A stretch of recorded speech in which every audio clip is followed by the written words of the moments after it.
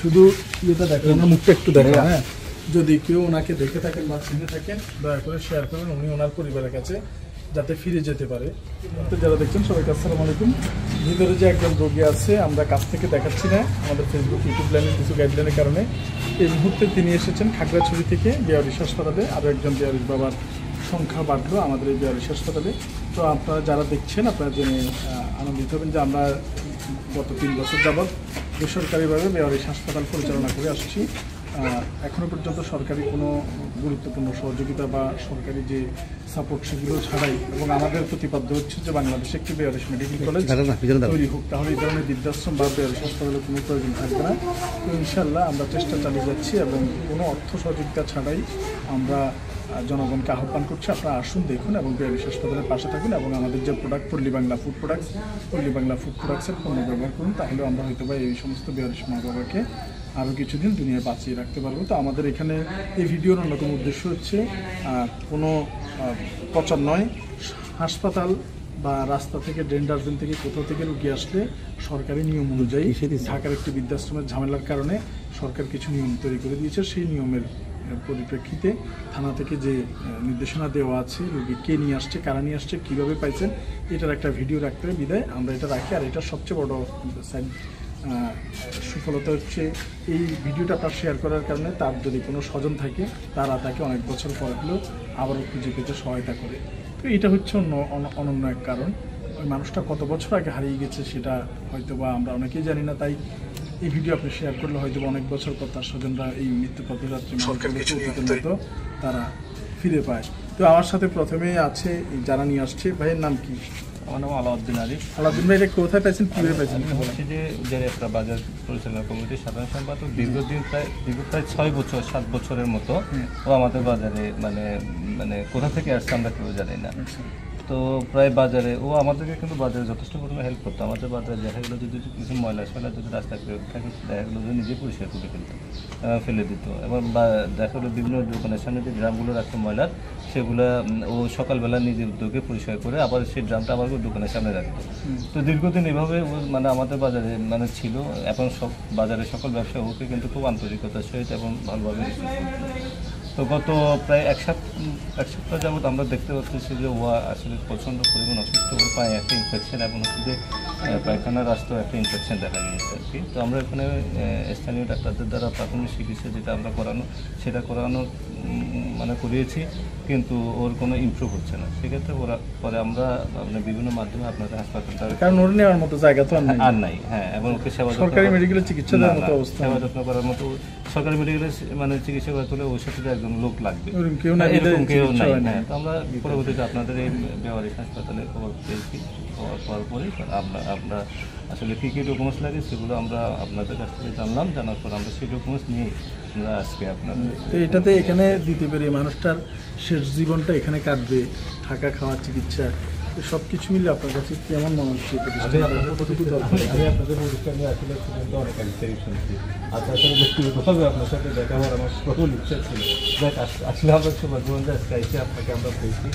তো আমি এই প্রতিষ্ঠান সাফল্য কামনা করে এবং বিদেশে যারাই আছে, আমি চাই যে এই প্রতিষ্ঠানকে সহজে ডোনেট করুক এবং যাতে প্রতিষ্ঠানটা সারা বাংলাদেশে শুধু একটা জায়গায় না, প্রতিটা জেলাতে যাতে ব্যবসা প্রতিষ্ঠান হয়। আমার সাথে আমার এখন এই রুগীটা যে এখানে থাকবে, চিকিৎসা নেবে, নেওয়ার মতো তার কোনো জায়গা নেই, এই জিনিসটা আপনার কাছে কেমন লাগছে? শুরুতে আমরা এই যে উদ্যোগটা আপনার, আমরা তো দীর্ঘদিন ধরে দেখছি আপনি পুলিশের চাকরিটা থেকে ধীরে ধীরে এই যে মানুষ যে কাজগুলো করতে আসলে অত্যন্ত প্রশংসার, এটা বর্ণনা করা যাবে না। তো আপনার এই উদ্যোগটা আসলে সারা বাংলাদেশে যতগুলো বিহারিশ মানুষ আছে তাদের যে একটা ঠিকানা, এই ঠিকানাটা আসলে এখানে দেখছিল, তাদের একটা ঠিকানা এখানে রয়েছে। তো হ্যাঁ, আমি আশা করবো যারা এই যে ধরনের প্রতিষ্ঠানগুলো যাতে কোনোভাবে হারিয়ে না যায়, কোনোভাবে যাতে বিলুপ্ত হয়ে না যায়, যাতে এটা উত্তরোত্তর সাফল্য হয়, তো সেই দিকটাতে তারা আপনার নজর দিবেন। তো এই আশাবাদ ব্যক্ত করছি এবং আপনাকে আমরা অন্তঃস্থল থেকে কৃতজ্ঞতা এবং ধন্যবাদ জানাচ্ছি। জি, ধন্যবাদ। বাংলাদেশের একমাত্র বিহারিশ হাসপাতাল যেখানে 24 ঘন্টা একজন MBBS ডক্টর উইথ 20 জন নিরবিচ্ছিন্নভাবে এমপ্লয় সেবা দিয়ে যাচ্ছে। এই হাসপাতাল নিবিড় পরিচর্যা দিয়ে যাচ্ছে মানুষগুলোকে।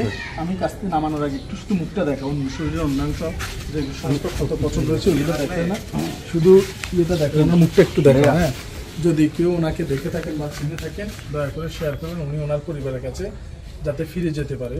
তো আসলে উনি তেমনভাবে ঠিকানা সম্পর্কে বলতে পারছে না।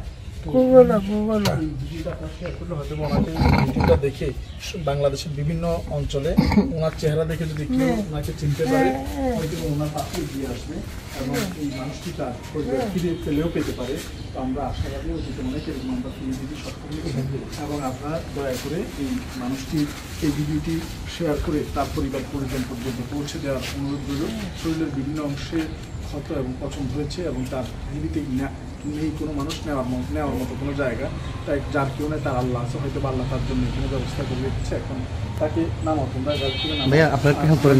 সাথে আমাদের এই হাসপাতালটি সম্পর্কে যদি আপনার কোনো কিছু জানতে চান অংশগ্রহণ ভিডিও করে দেখতে চান, দেখতে জন্য আমাদের হাসপাতালের নাম্বার হচ্ছে 01819 আপনারা সরাসরি কথা বলতে পারেন।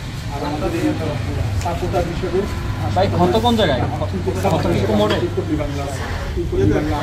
চলছে 10 কেজি 150 টাকা করে আমার কেজি 10 কেজি ক্যারেট আছে, কিনলে এই মানুষগুলো খাওয়া থাকা এবং তাদের পরিচর্যার জন্য কিছু হবে। লুঙ্গিটাকে ঠিক কর।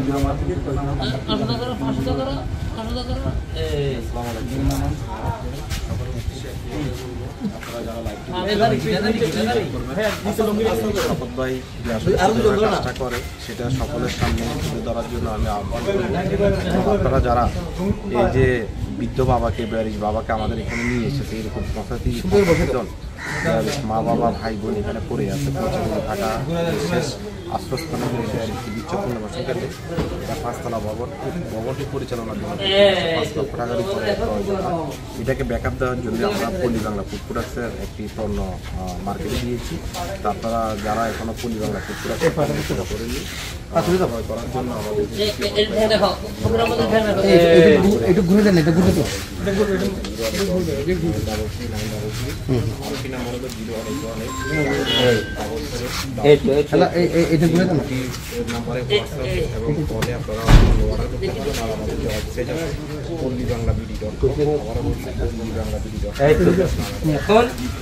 এখন কোকোলা খাওয়ানো হবে।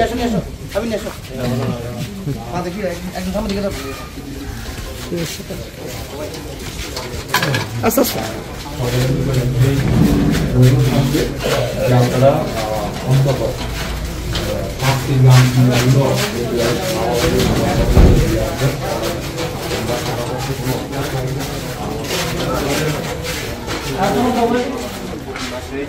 $5 লক্ষ টাকার প্রয়োজন। কেউ না কেউ প্রতিদিন কেউ না কেউ আসে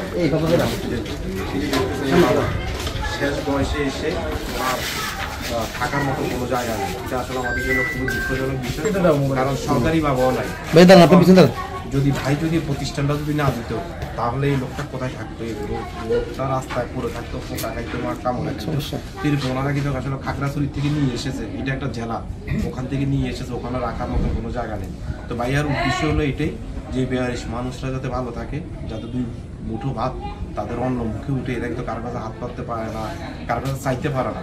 এই কারণে আপনারা পল্লী বাংলা ফুড প্রোডাক্টসের পণ্য ক্রয় করে এই বেয়ারিশ মানুষদের, এই বেয়ারিশ মা বাবাদের জীবন বাঁচানোর জন্য আপনারা এগিয়ে আসবেন, এটাই সকলের কাছে অনুরোধ। এবং আপনারা সবাই যারা লাইভটি দেখছেন সবাই বেশি বেশি করে শেয়ার করবেন, সকলের চোখ পর্যন্ত নিয়ে দিবেন। ধন্যবাদ। আবারও বলছি যে আমাদের বেয়ারিশ হাসপাতালের সাপোর্টিং একটা ব্যবসা পল্লী বাংলা। তো বাইরে চাল ডাল তেল আটা ময়দা আমাদের কাছেও আছে, বাইরে যে রেট আমাদের কাছেও একই রেট, তবে এখান থেকে কিনলে হয়তো মানুষগুলোকে আমরা সেই লভ্যাংশ দিয়ে বাঁচিয়ে রাখার চেষ্টা করতে পারি সাপোর্টিং হিসাবে। সবাইকে অনুরোধ রইল 0182933 এটা আমাদের পল্লী বাংলার নাম্বার। কোনো না কোনো কিছু অর্ডার করে আমি সিজনে 5 কেজি আমগুলো অর্ডার করবো এবং এই একেবারে নিঃস্ব যাদের ঘর বাড়ি ঠিকানা আত্মীয় স্বজন এবং শরীরের বিভিন্ন অংশ পছন্দ হচ্ছে এই সমস্ত মানুষের পাশে সবাই অন্তত ক্রয় করে হলেও পাশে থাকবেন এবং এই হাসপাতাল ভিজিট করবেন। ধন্যবাদ সবাইকে। বাংলাদেশের একমাত্র বেয়ারিশ হাসপাতাল থেকে বিদায় দিচ্ছি। আসসালামু আলাইকুম রহমতুল্লাহ।